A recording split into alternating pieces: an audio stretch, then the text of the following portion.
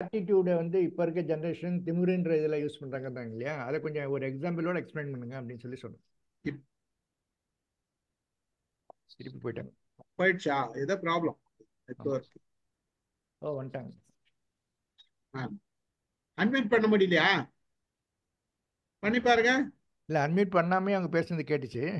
இப்ப பேசுங்க. இப்ப கேக்குதா சார்? கேக்குது, இப்ப கேக்குது சார். ஆக்சுவலி என்னன்னா திமிர் அப்படின்றத எப்படி பாக்குறாங்கன்னா சார், இப்ப வந்து ஒரு எங்களோட ஜெனரேஷன்ல இருக்கிறவங்க எங்க ஸ்டேஜ்ல இருக்கக்கூடிய அந்த டீனேஜர்ஸ் எப்படி ஹேண்டில் பண்றாங்கன்னா, ஆக்சுவலி பசங்க பொண்ணு அந்த ரிலேஷன்ஷிப் இருக்கு இல்லையா, அத வந்து பையன் வந்து அணுகும் பொழுது பொண்ணு வந்து அத வந்து அக்செப்ட் பண்ணாம ரிஜெக்ட் பண்ணி பேசாம போகும்போது என்ன அப்படின்னா, எனக்கு திமிர் இருக்கு கட்ஸ் இருக்குன்னு காமிக்கிறாங்க சார்.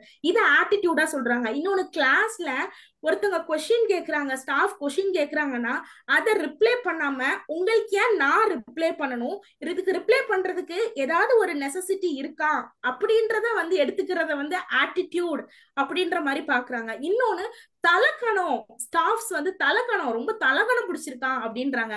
இதையும் வந்து ஆட்டிடியூட் அப்படின்றதுல வந்து ஸ்டூடெண்ட்டை வந்து டிஃபைன் பண்றாங்க சார்.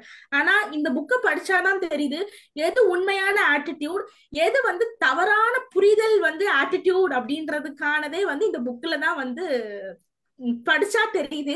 இத ஒரு ஒரு ஆசிரியர் கிட்ட நம்மளால எக்ஸ்பிளைன் பண்ண முடியாது.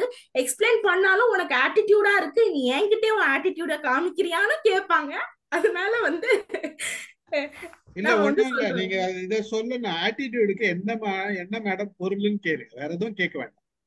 ஆட்டிடியூடுன்ற வார்த்தைக்கு என்ன பொருள், நீங்க சொல்றதெல்லாம் விட்டுடுங்க. ஆட்டிடியூடுன்ற வார்த்தைக்கு என்ன பொருள்? அப்போ அதனுடைய பொருள் வந்து நல்லதும் தானே சொல்லுது. நீங்க இப்படி மாத்துறீங்க, இப்படி சொல்றீங்களே, அப்ப அந்த பொருளையே சிதைக்கிறீங்களே அப்படின்றத நம்ம சொல்லலாம். தவறில்லை சொன்னாதான் உணர்வாங்க. பக்குவமா சொல்லணும். நம்ம வந்து நம்மள ஆட்டிடியூட் சொன்னா சொல்லிட்டு போறாங்க, அவங்க நமக்கு பொருள் புரியும், அது தவறில்லை. பக்குவமா நம்ம சொல்லலாம், அன்பா சொல்லலாம். நீங்க பொருளை கேட்டாவே அவங்க உணர்ந்துருவாங்க.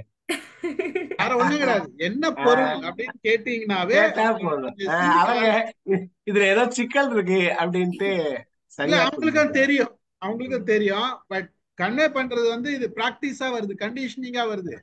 அதனால வந்து அப்ப நீங்க கேட்ட உடனே அவங்க அண்டர்ஸ்டாண்ட் பண்ண சொல்லக்கூடாது அப்படின்ற அந்த புரிதல் வரும்.